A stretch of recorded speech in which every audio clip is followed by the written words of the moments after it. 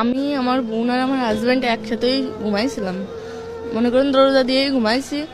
ওই সিঁড়ির একটু আগে ও ফ্লোরের পরে পড়েছিল। তারপরে ওরে উঠেছি, দরজা দিছি, বাথরুমে গেছি, দরজা দিয়ে ওরে উঠেছি। উঠানোর পর ও একটু কথা করছিল আপা আমার অনেক কষ্ট হচ্ছে আর অনেক উঠতেছে। আমি ভাবছি তো ফ্লোরের পর অনেকক্ষণ পড়েছিল, ও তো খেয়াল করিনি। তা ফ্লোরের পর পড়েছিল এর জন্য মানে ওর অনেক ঠান্ডা লাগছে, তাই আমি বলছি তুই ঘুমাই পড়।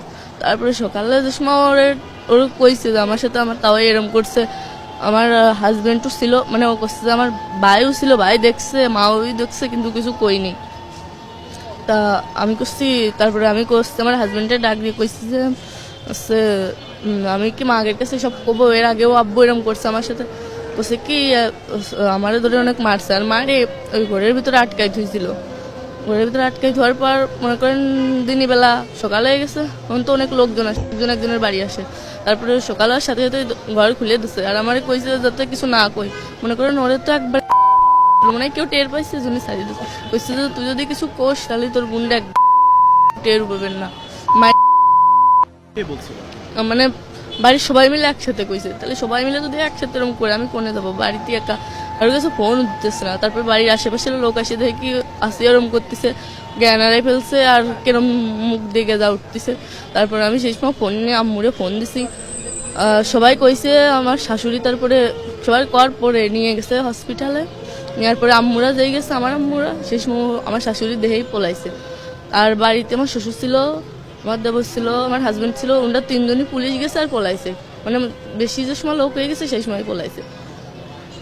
আর আমার সাথেও এরকম এর আগে একবার হয়েছে।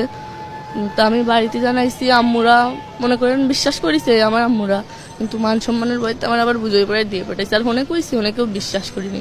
আমার হাজবেন্ডকে কলেই আমি যদি কই যে আব্বু আমার সাথে এরকম করে, তাহলে আমার ধরে খালি মারে, কয় কি তোরে মার মানে আমার বোন যদি সেদিন আমার সাথে না থাকতো, মনে করেন সেদিন আমার সাথে ওরকম কিছু হতো। এর আগে কিরকম করছে আপনার সাথে একটু? মনে করেন আমি বাথরুমে আইছি, আব্বু আমার মানে আমার শ্বশুর আমার পিছন থেকে জড়াই ধরছে। মানে ও কিছু করতে চাইছিল, কিন্তু মানে মনে করেন সেই সময় বেশি রাত না, রাস্তায় লোক যাচ্ছিল, এর জন্য কিছু করিনি।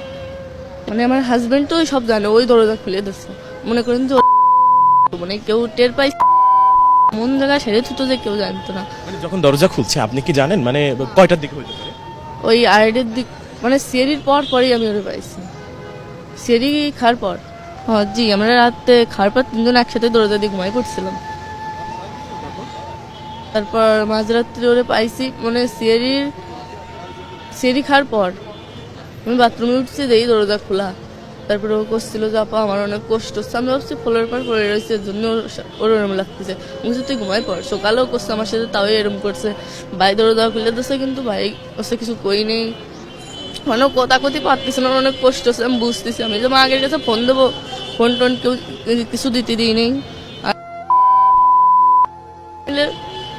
করছে যে তুই যদি কারোর কাছে কোষ কিংবা তোর বাপ মার কাছে ফোন দিস, তাহলে করলাম তোর বোনরা যেটুকু আছে, কেউ কি চায় তার বোনরে হারাতি? হাজার কষ্টের ভিতরেও কেউ চায় না যে তার নিজের বোনরে হারাতি।